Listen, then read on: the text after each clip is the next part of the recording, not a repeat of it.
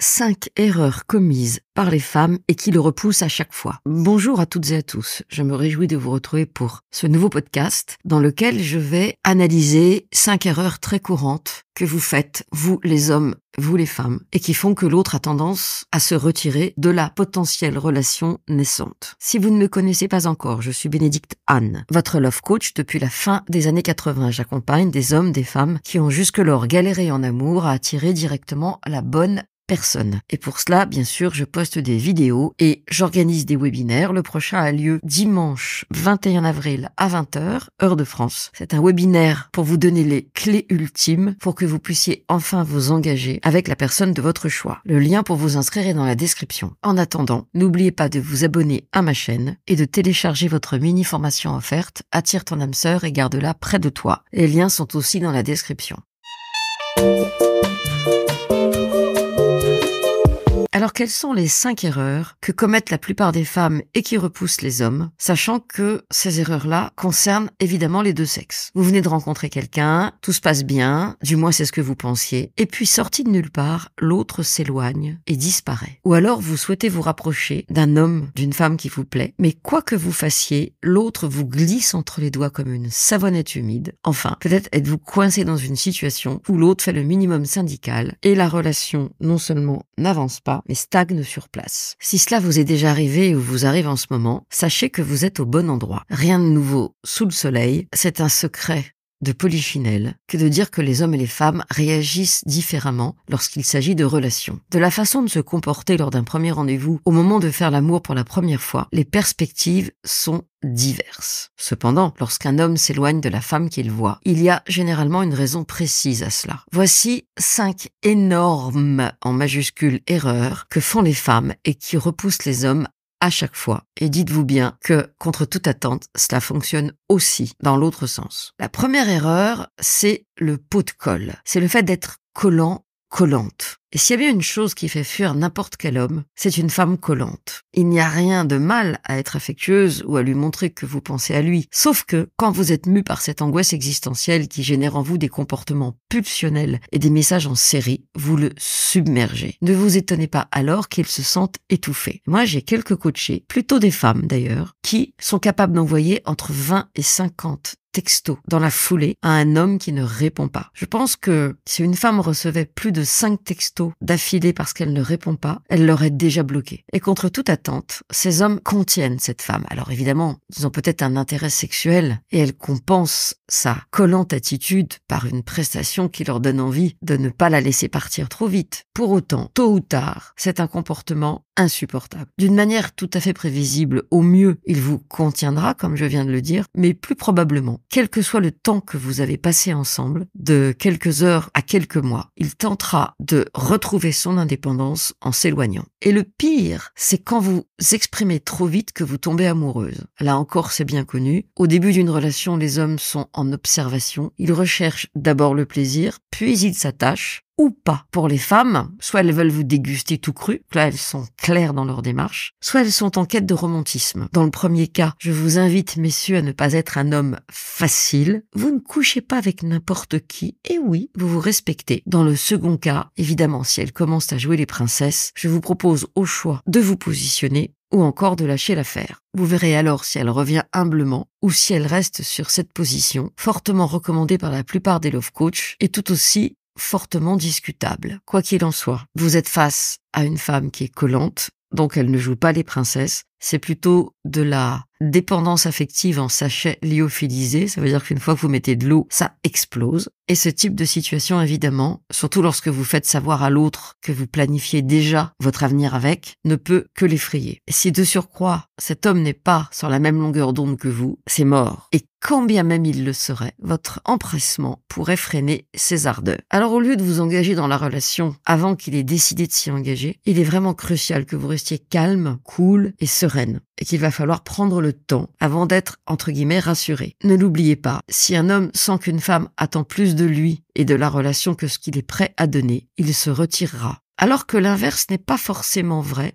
une femme peut profiter que l'homme a envie de donner et rester suffisamment longtemps avec lui jusqu'à ce qu'elle trouve, selon ses critères, mieux. Évidemment, ce que je vous montre, ce sont des comportements peu respectueux que les hommes peuvent aussi avoir en profitant sexuellement d'une femme qui serait amoureuse, mais il n'y a pas qu'eux qui sont capables de profiter de l'autre. Je dirais que c'est carrément humain. La deuxième erreur que je vais vous proposer, j'en ai déjà parlé dans une vidéo, c'est le fait de ne pas être en sécurité avec vous-même. En effet, des études ont montré que 97% des femmes ne sont pas satisfaites de leur corps au moins une fois par jour. Vous voyez évidemment où je veux en venir. Cependant, lorsqu'il s'agit de relations, inonder un homme de vos insécurités est incroyablement peu attrayant. Et même si j'en ai déjà parlé dans une vidéo, je pense que ce point est suffisamment essentiel pour vous le rappeler. De toute façon, comme vous le savez, il faut entendre des choses plusieurs fois pour les intégrer. Parler de soi, des défis, des situations délicates que vous avez rencontrées, d'obstacles auxquels vous faites face ou vous avez fait face, fait partie de la vulnérabilité et de l'ouverture du cœur. Pour autant, lors des premiers rendez-vous, je vous invite vraiment à rester léger, légère, amusant, amusante, et d'éviter d'établir une liste à l'après-vert de tous vos malheurs. Cette posture est totalement désérotisante. Si vous commencez à raconter que votre mère vous a abandonné, que votre père vous a violé, que à l'école vous étiez la bête noire de la maîtresse, que vos camarades vous harcelaient et que tous les hommes vous ont quitté, c'est sûr que l'autre en face, qui pourtant au début était séduit, et même par le quart de ce que je viens de vous proposer comme exemple, va très rapidement basculer de l'autre côté. Et cela, vous ne le voulez pas. Alors évitez de le questionner régulièrement pour, par exemple, obtenir des compliments en disant des choses du genre « est-ce que ce jean me grossit ?» ou encore à l'attaquer à chaque fois qu'une jolie femme lui parle. Si vous faites cela, vous êtes en train de creuser une tombe relationnelle. C'est toujours la même chose en fait. Dès lors que vos insécurités commencent à affluer, vous ne pouvez plus revenir en arrière. Et en même temps, ça vous submerge, ça pop-up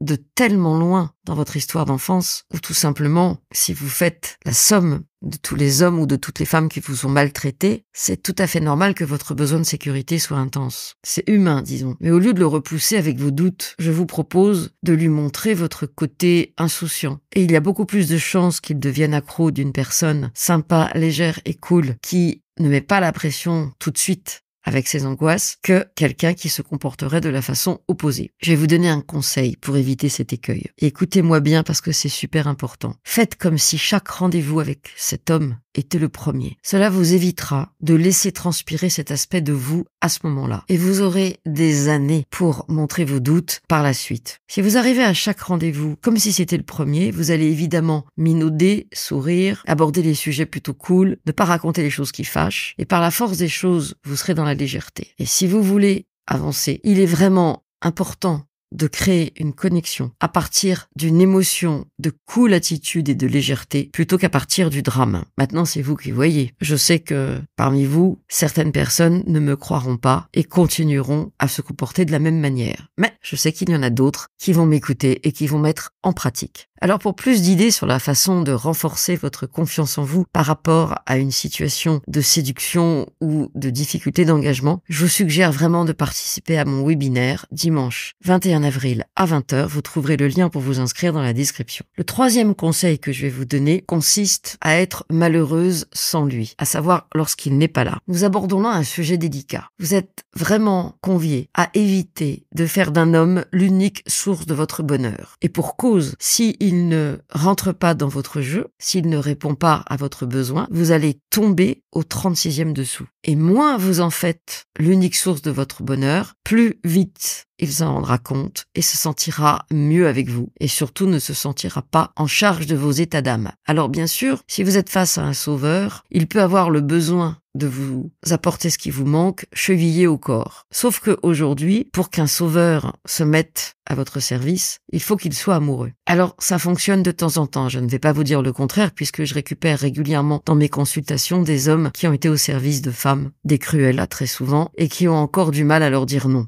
Mais ce n'est pas la majorité. La plupart des hommes ne supporteront pas l'idée que vous fassiez d'eux l'unique source de votre bonheur. Ils ne pourront que vous en mépriser. Alors que si vous avez d'autres sources de bonheur, vous serez une personne beaucoup plus fascinante. En tout cas, sachez que se comporter de cette manière peut nuire gravement à votre relation et repousser l'autre très rapidement. Et si jamais il devient un sauveur, parce qu'il en a l'âme et qu'il va chercher à vous satisfaire, le fait de devenir votre toutou va vous dégoûter et vous finirez, vous, par le mépriser. D'une manière générale, il y a peu d'hommes qui sont motivés à l'idée d'être à votre service. Et d'une manière encore plus générale, la plupart des gens ont assez de mal à rester heureux tout seuls, sans parler de se charger du bonheur d'une autre personne. Il n'y a finalement que les enfants pour lesquels nous sommes prêts à beaucoup de sacrifices dans l'objectif de les rendre heureux. Alors au lieu de compter sur l'autre pour que le soleil brille en permanence au-dessus de votre tête, je vous suggère de profiter au maximum de votre vie. Trouvez des moyens de vous rendre heureuse. Déjà en donnant du sens au fait que vous mettez l'autre au centre de votre vie, que vous le piédestalisez et lui donnez tous les pouvoirs.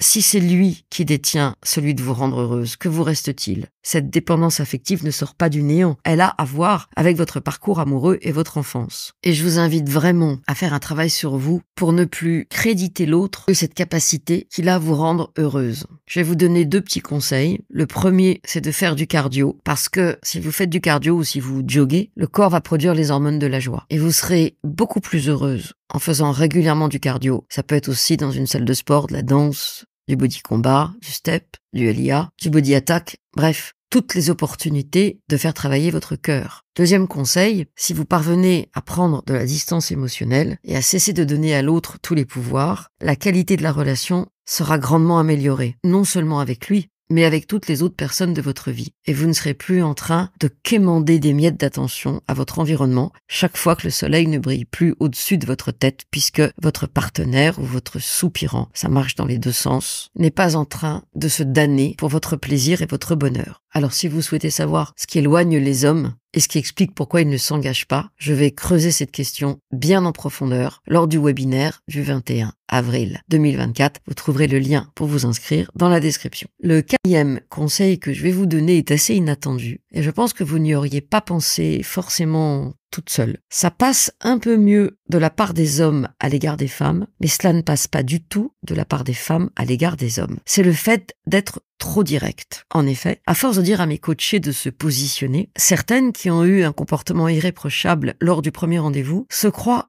tout permis au second. Comme je leur avais suggéré de se positionner d'une manière très concrète, qui consistait à signer un contrat implicite avant de devenir intime, et je vous renvoie à la vidéo sur le sujet, parfois elles ont tendance à aller tellement vite qu'elles ont dépassé les limites de ce que l'autre pouvait supporter. Elles ont cru que c'était gagné et elles y sont allées sans filtre. Et pour peu que l'autre soit encore au stade de la découverte, il est des sujets qu'il vaut mieux éviter d'aborder ou alors au bon moment. Mais en l'occurrence, le 2e date n'est pas un moment approprié. Parler de sexe avec trop de détails, vouloir à tout prix clarifier quand l'autre souhaite prendre son temps, me semble des comportements de sabotage. Et le sabotage, évidemment, est lié à l'enfance et à la non-autorisation à être, à aimer, à être aimé, à jouir au sens large, à jouir de la vie. Enfin, mon dernier conseil, qui est un petit peu lié au conseil numéro 3, consiste à vous oublier, mais je vais aller un petit peu plus en profondeur. Moi, je pense que lorsque l'autre vous fait une proposition, en gros, la proposition, c'est d'avancer ensemble, de se connaître, de faire connaissance, éventuellement de rentrer dans l'intimité plus vite que ce que vous aviez prévu, ou à un comportement un peu laconique, donc c'est une non-proposition puisque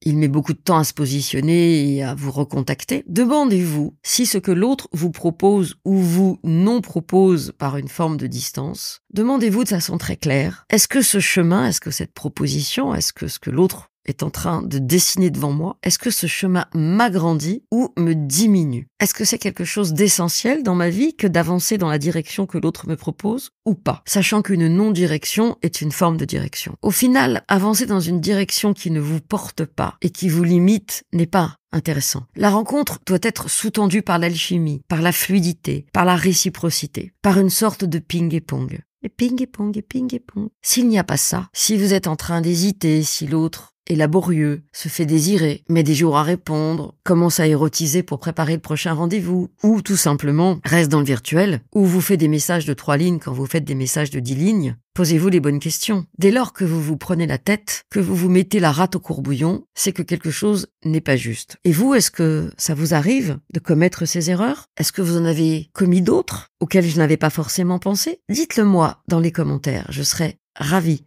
de vous répondre. Merci d'avoir écouté ce podcast jusqu'au bout. Merci de le liker s'il vous a plu, de le partager si vous pensez qu'il peut aider des personnes de votre environnement. Et à très vite pour une nouvelle vidéo ou un nouvel audio.